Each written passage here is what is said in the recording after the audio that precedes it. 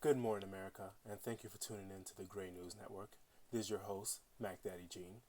As we now enter day 60, exactly 2 months into when we have begun self quarantining ourselves at home, thanks to the efforts of the American people, there seems to be an end in sight.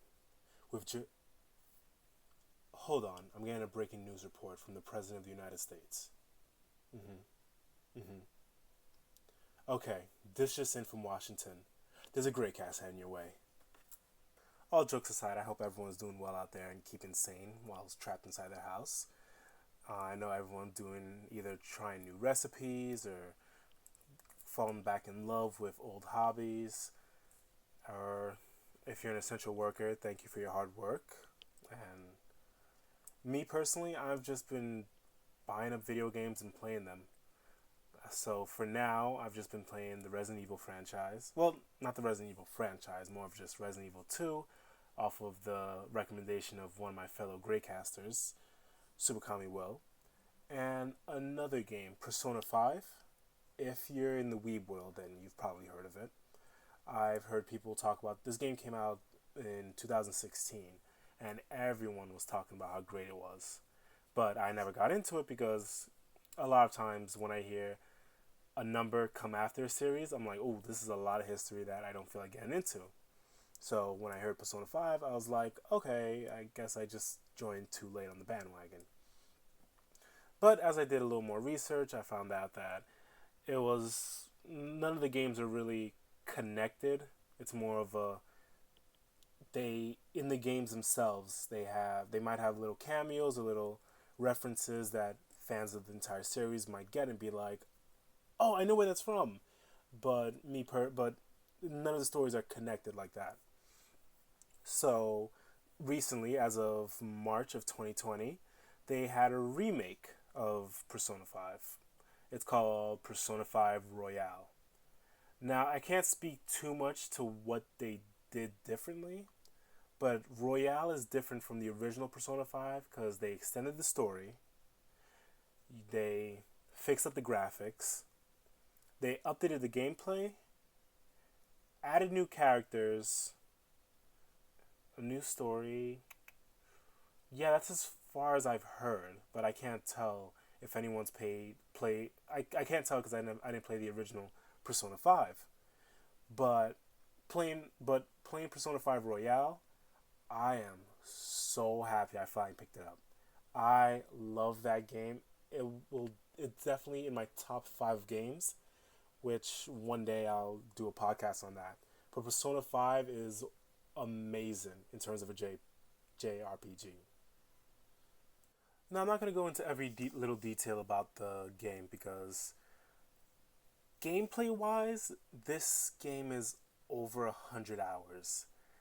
So I heard if you do everything in the game, the side stories and the main game and follow the story, that's 110 hours.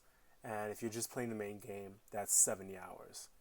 I'm already 85 hours into the game, and I don't know if I'm even close to the end because it doesn't look like there's any end.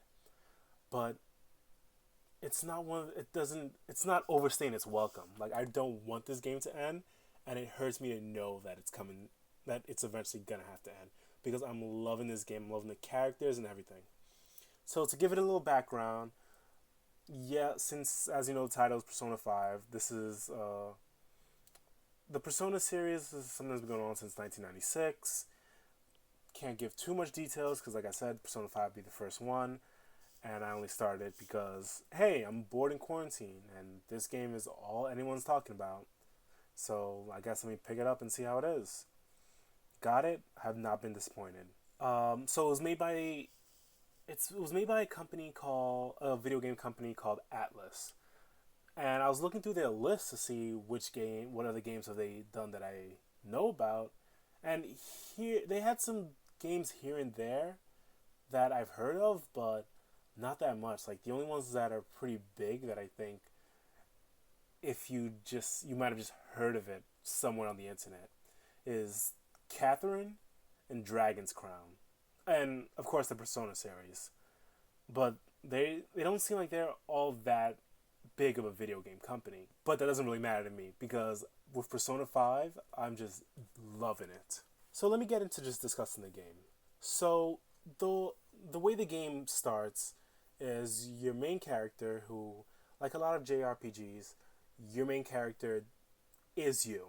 They so they don't have the character talk too much. Whenever they do talk, it's a dialogue choice that you have to pick, and just it's just a way to put you in the game. One thing that when the game started that I was really surprised about that I really liked was when you get to put your character's name, you put the first name and the last name, and it's really detailed on depending on who you're talking to. Like if you're talking to a friend, like they'll call you by your first name. If you're talking to a teacher, they'll call you like they'll say like your last name, like I'm Mean Gene, so my last name would be Gene, for example. The teacher would call my character Gene Kun because that's like how the Japanese do it of the honorification.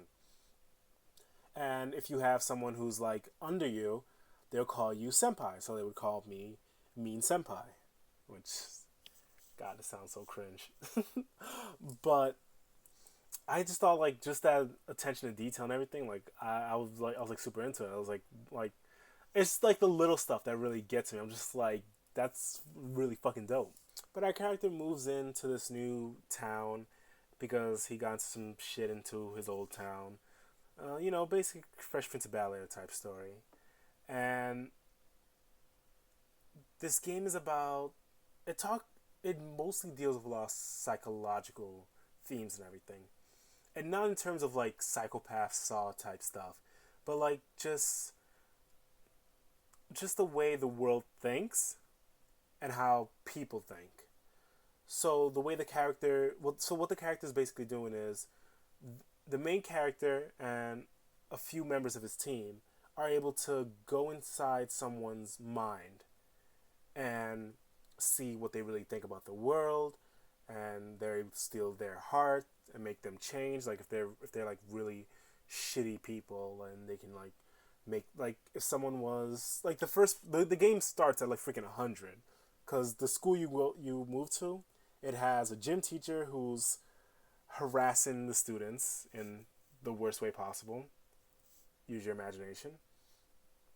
And so basically, our first mission in the game is to go into this person's mind, see the way they think, and you'll see how they think of all the students as his slaves and all the female students as his slaves.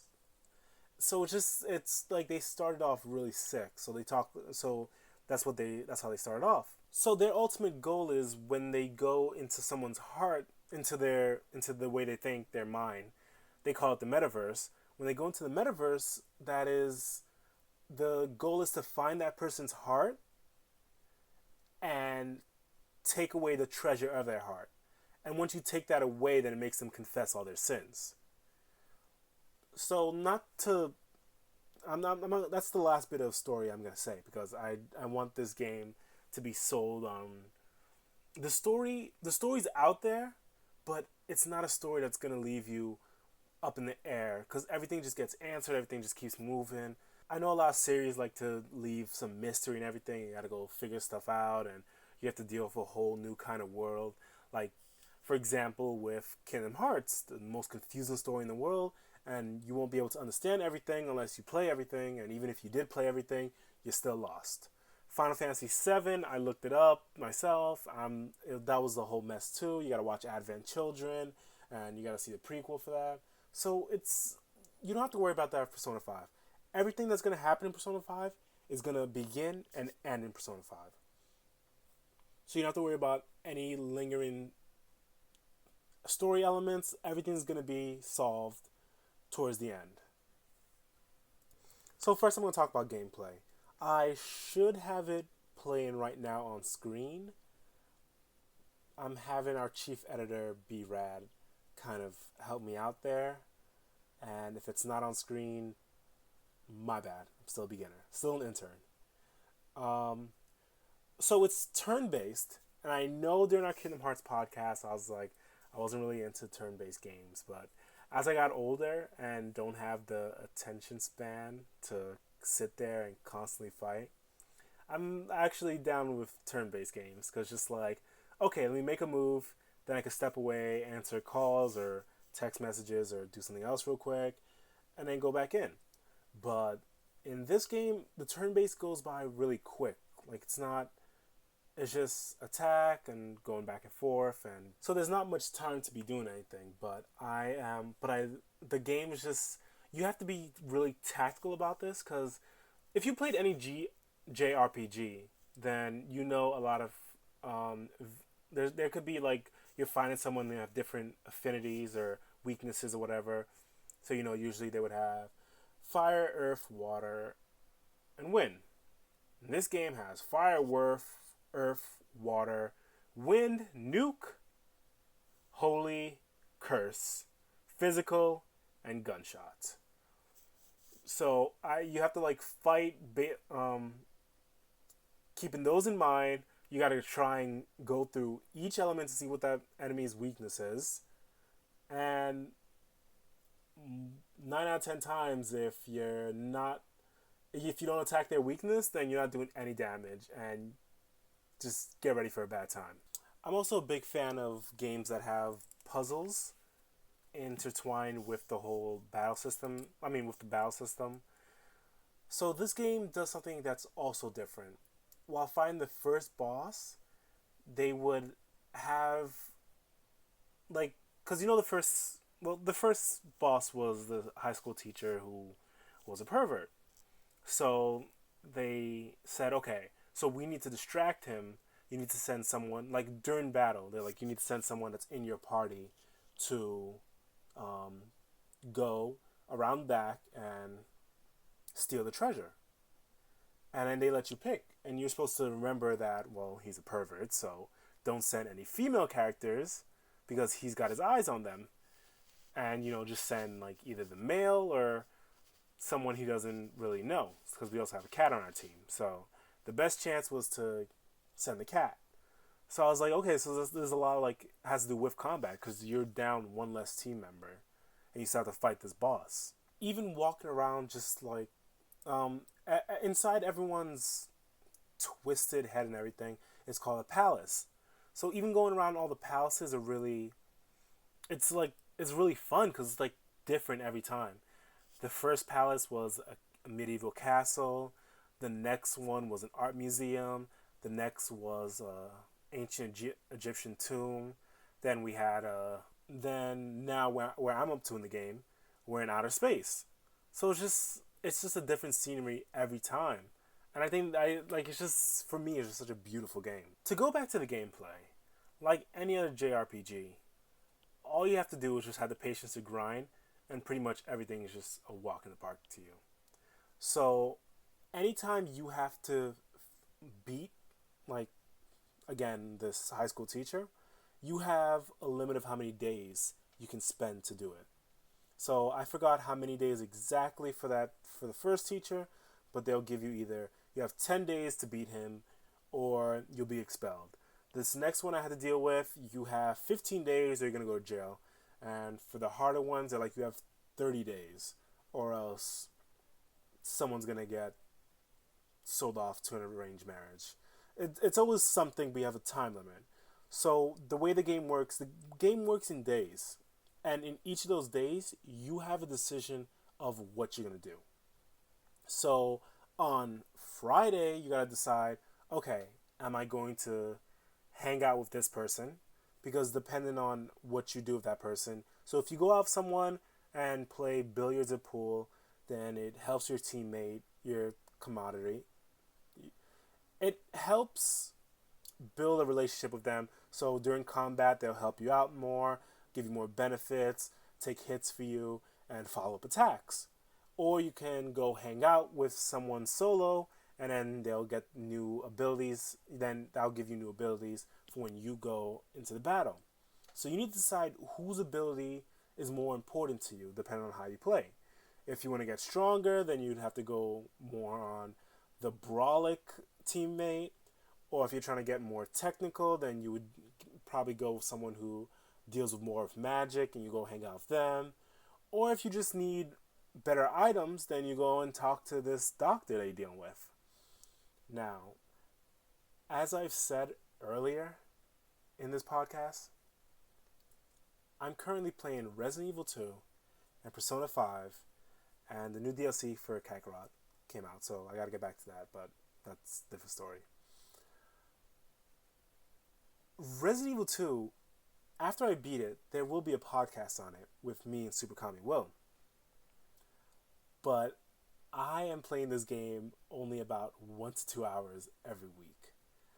I am not a horror game guy. Resident Evil 2 is a beautiful game, great story and everything. I am just scared shitless every time. I can only handle about 1 to 2 hours. That game gives me anxiety that the first night I played it, I was afraid to go to sleep because I didn't want any nightmares. I'm very easily nightmare prone. My anxiety when I play this game is just completely off the charts. But this game, Persona 5, stresses me the fuck out like never before. This game will tell you, hey, this person's texting you, so you gotta go hang out with them. If you don't hang out with them, then you're gonna lose that chance. And I'm like, that's a really cool upgrade. I'm like, okay, that's cool. But this person wants to hang out too. If you don't hang out with them, you're also fucked and losing that upgrade. And you're just sitting there, it's like, fuck. Like, sometimes I will sit there for like 10 minutes looking, and I was like, which would I need right now? Admittedly, you can get the upgrades later, but you don't know when it's gonna happen. All these people, you have like, it's like, it has to be like over 15 people to deal with, that you have to max out your friendship with them just so you can get all the upgrades and everything. But some of them is just like, hey, you can only hang out with me on a Sunday, so you better free up your Sunday. Some of them is just like, okay, only Friday and Saturday night. And you gotta make sure, okay, I gotta remember I can only see them these days if I want to upgrade the rank. And then there's like, okay, so let me focus on just these 2 people. Then these 2 people that you're gonna focus on, they're the ones that are gonna be like, oh, we can hang out, but we gotta hang out now. So now I gotta sit there, and this shit is just fucking giving me crazy anxiety. I don't know what I'm gonna do. I end up picking one, but the whole time I'm sitting there, I'm just like, God damn it. I should have went with the other one. It's easy sometimes, because there's some people that just have weak abilities they don't really need. Usually for JRPGs, you're gonna look around, look for items and everything. So there's one person I'll hook you up with discounts and shop and everything, so I can ignore them easy because I'm not gonna go and buy anything. But then there's people that are just like, okay, so this will make you stronger. This will make your magic stronger. And you don't know who the future boss is gonna be. Future boss could be either weak to magic, strong to physical attacks, or vice versa. So you have to sit there and make that decision then and there, because then you don't know when you're gonna have a chance again. So that is the most stressful part of the game. And since I'm 85 hours into the game, I now realize the game is also, I don't want to say a dating sim, but it's a dating sim.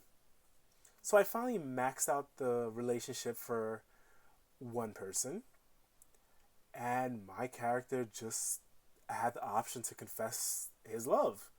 Now, my character has a lot of sarcastic remarks, so I usually just fuck around, give like the sarcastic shit, like, if he could say no shit Sherlock, I'm gonna make my guy say no shit Sherlock.